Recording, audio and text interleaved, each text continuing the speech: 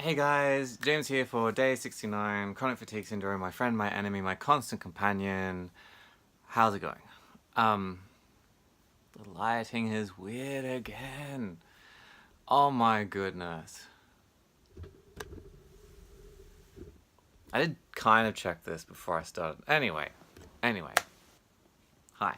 So, hypochondria. When this isn't a video to try and make anyone cranky. When you see this a lot with people who have recently got chronic fatigue syndrome, and you occasionally see it with some of the older ones from what I'm seeing, in the sense that, once again, it's not an expression, it's just like, is anyone else, it just creates a spiral of bad things, and I'll make myself a little bit more clearer as we go along. So, hypochondria. It's chronic fatigue syndrome, you being a hypochondriac. No. However, sometimes you can come across as it. And see, the things, when I first got sick, so I was a child, it was all new. I used to ask about everything. And it sometimes can come across as you're looking to be sick. And it's not, you're just experiencing a lot of new experiences. And then when you see people get sick when they're older, and then they're like, "Hey, I'm like," and they list all the symptoms and stuff like that. Is this normal? Is this kind of thing? And so, if you read our symptom list, it sounds like the symptoms of other bad things. So, if you see an advert for guinea pig flu that warns of hairy legs, 2 eyes, and a nose, if you've got these, go see your doctor. It's kind of like what it's like for chronic fatigue syndrome. People, I don't know, sorry, I'm trying to think of like specifics, but there are so many illnesses and warning signs out there that chronic fatigue syndrome has similar feelings. So it's like, if you're, I'm going to make some things up. If your right pinky is pink, and when you cough on the 3rd time you make a wheeze, go see your doctor because you've got the dreaded... Well, we might have that, but we might not have the dreaded whatever it is. So there's this kind of influx of all these new experiences and new feelings, and so when you first get it, you're like, hey, does everyone else have like brain fog? Does everyone else have like muscle pains, soreness? I'm really tired. I can sleep so many hours during the day, and I wake up, and I just feel worse than when I went to sleep. Or I've got insomnia, or pain, or discomfort, or my organs don't seem to work, or I'm constantly going to the toilet, or I can't see properly some days, and I got massive headaches, and like the list goes on and on and on and on and on. And if you're a normal person listening to this, you go like, oh my goodness, that's a lot of things. And if you got chronic fatigue syndrome, it's like, oh my goodness, that's a lot of things to experience and go through. And sometimes, like, you can be mistaken as being a hypochondriac when you're like, I've got this list of things. There's a really big difference. If you're just stating so, hey James, what does chronic fatigue syndrome feel like for you? Well, at the moment it feels like this. Other times it feels like this. And other times it's like this. So it really just depends in different phases. I don't necessarily experience everything at one time. Dear Lord. But there are times when I may have. So pain's all inclusive. So when you're experiencing, it's kind of like your entire world, and then when it goes away, you kind of forget about it, which is a good thing, because it's good to to have a memory of it, but not to remember what it feels like per se, because otherwise you'd go crazy. You'd never be able to remove yourself from that experience. So when you first get sick, you have a whole list of feelings, and they match up with a whole lot of other bad things. Cancer, swine flu, Why can't I think of anything else? Bad things. Bad things. Heart attack, or what leads to heart attack. I realize heart attack's not the right word, but you know what I'm getting at. Tumors, stroke, blah blah blah blah. Like it's kind of like these are all the imminent warning signs. If you experience this, go see your doctor. It's like, well, I do experience this. I go see the doctor. There's nothing wrong with you. Okay. Blah blah. Do you have these? Yes, I'll go see the doctor. There's nothing wrong with you. The number of times I've been told that there's nothing wrong with me, I've just got whatever I've got, is numerous. Very numerous. I have been taken to the hospital in an ambulance to get to the hospital and for them to run their tests and like, there's nothing wrong with you.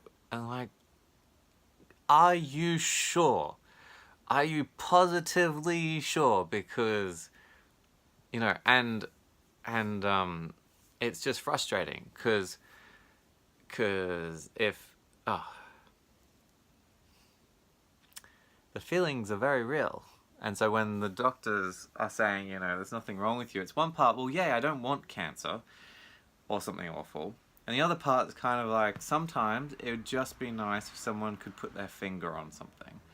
But it's got to the point where I'm so blasé. Like, oh, I have a really bad pain. I'll just ignore it. And like, if it keeps going, you know, mum, because mum grew up, like, as I grew up, mum was always there. So she's got that external view. Like, James, you've had this for a while, go see a doctor. And I'll go see a doctor. And because honestly, it is better to go see the doctor and told that you've got nothing than to not go see the doctor and turns out it is something. Like, it is really better to find out it's nothing than to ignore it and find out it is something. Because the day you don't ignore it might be the day you actually, like, your body was trying to tell you these warning signals. It's just that they're very similar to chronic fatigue syndrome and fibromyalgia syndrome signals. So, like, when I was a child, I kept asking, like, what's this? What's this? Because I was like, what is this? Is this okay? What's this? Is this okay? And it can come across as a bit of a hypochondria. But also at the same time, like, if you've got a child and they're going, what's this? What's this? They're just trying to find out about the world around them. Like, so normal children find out about the world around them. You've suddenly got a child who's not only a child who's trying to find out the world around them, but they've also got, like, their body is doing a whole bunch of things. It's like, I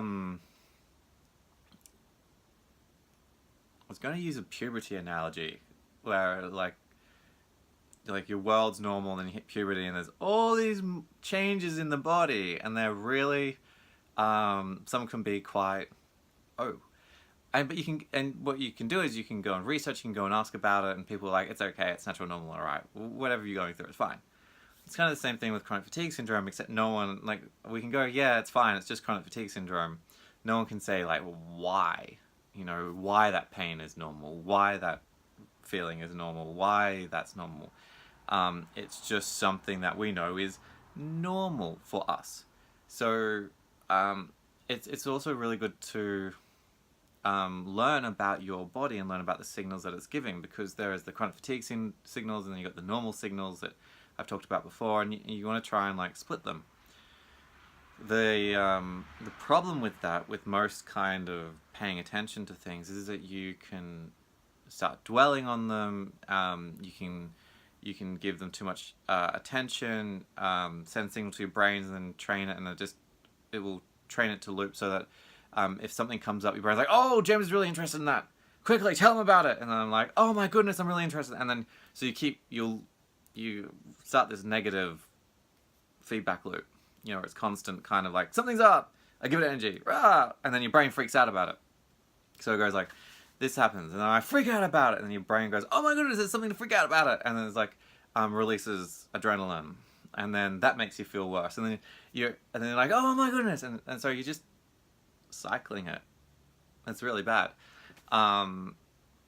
So you want to learn to understand yourself, but at the same time you don't want to freak out necessarily and like trigger that adrenaline rush from your brain, so that like, that's really bad. Oh my goodness! If something like that happens again, tell James. And then it's really bad. Your body's not meant to have adrenaline coursing through it all the time. It can produce the feelings that we have with chronic fatigue syndrome. So, yay! You don't want to add to it. It's all about, you've got this, you don't want to add, you don't want to keep adding layers and layers and layers and layers upon it. So, if someone's just got chronic fatigue syndrome, guys, most of what you feel is actually what you're going to feel. Foggy brain. I can't list them all. What you're going through, it is. Just check with your doctor that it's not something new and, it doesn't show up in your blood work or a scan or something like that. If something shows up in your blood work or your scan and then it's kind of like, oh, maybe it's not the same thing as chronic fatigue syndrome. Maybe this is something separate that needs to be treated separately. If it's cancer, it needs to be treated as cancer. If it's a tumor, it needs to be treated as tumor. If it's guinea pig flu, then you need to treat it as guinea pig flu.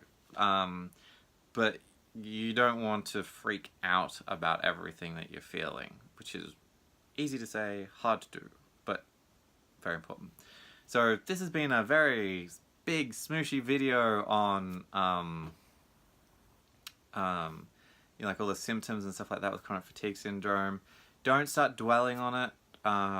It's not hypochondria where you want to be sick, but it's okay to become aware of your body, but at the same time don't dwell on it. Like, don't hop on a support group and go like, and just whoa. Remember the difference between sharing and like trying to spread the woe. Just I'm just gonna let my hands explain that one. So, look, thank you very much for letting me share this one. I might try and do this one again. My brain's in 42 different places right now, and this one not as succinct as I would have liked it. I may try it again later, but I just want to share there is a lot that goes on. There's a lot of similarities between chronic fatigue syndrome and fibromyalgia syndrome symptoms and like feelings and other illnesses. So it can all get a little bit hairpull. So if you have any questions, fire away. If you'd like to introduce yourself, comment below. Like, share, subscribe, and hit the notification button. And thank you very much for letting me share with you today's chronic fatigue syndrome, my friend, my enemy, my constant companion on not hypochondria.